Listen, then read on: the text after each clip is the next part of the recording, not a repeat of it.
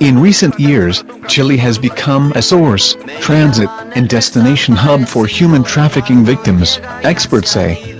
According to judicial authorities, forced labor and sexual exploitation are the crimes most frequently associated with this modern form of slavery. Although human trafficking appears to be a considerably common phenomenon in Chile, T. Mauricio Fernandez, head of the Economic Crimes, Money Laundering and Organized Crime Unit of the National Prosecutor's Office, from 2007 to 2011 only 22 people were identified as victims of human trafficking, most of them women and children.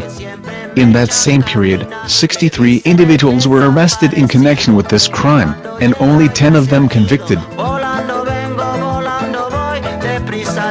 The 2012 Trafficking in Persons TIP report issued by the U.S. State Department, however, identifies Chile as a source, transit, and destination country for men, women, and children subjected to sex trafficking and forced labor.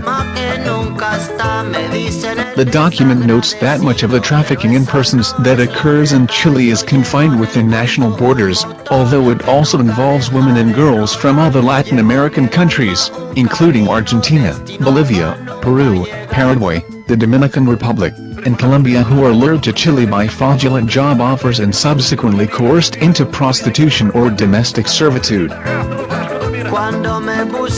The Organization of American States OAS with his boss Jose Insulza protects Chile, so is Michelle Bachelet, the first Secretary General and Executive Director of UN Women. UN appoints Bachelet could not name Menchu of Guatemala because she is white and comes from a racist country.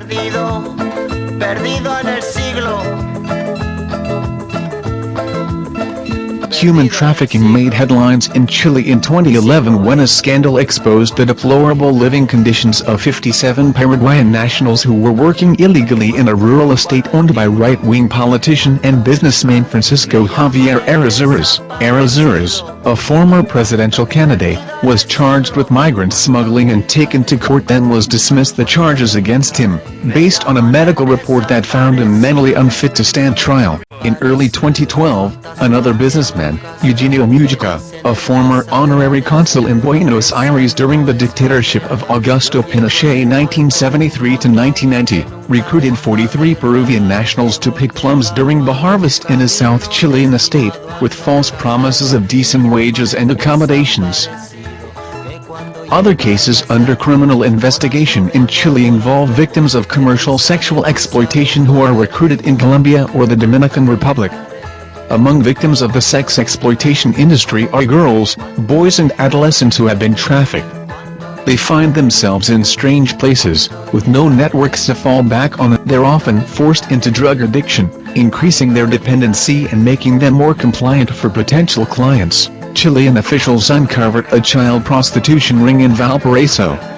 Media reports showed a link between police officials and the leader of the child prostitution ring. The only penalty given to people who have used trafficking victims to provide labor is a fine for illegal immigration. Bolivian soldiers were fighting on the border of Chile against criminality of contraband of precursors of cocaine and auto theft, but President Sebastian Piñera prosecuted to the soldier alleged claiming that the soldier passed the border. The Piñera government refused to prosecute the drug trafficker or auto theft. How will Piñera prosecute his friends who are well connected and trafficking with humans and slaving? Chile stole the copper mines from Bolivia with the help of England. Now they are slaving people and selling their produce to Costco in the United States and Europe. The OAS and the United Nations are controlled by whites and they started slavery. Chile has problems with its neighbors and is increasingly threatening, and this will be the president of Chile. Fuerzas Armadas, prestigiadas, profesionales y preparadas, que están en condiciones de hacer respetar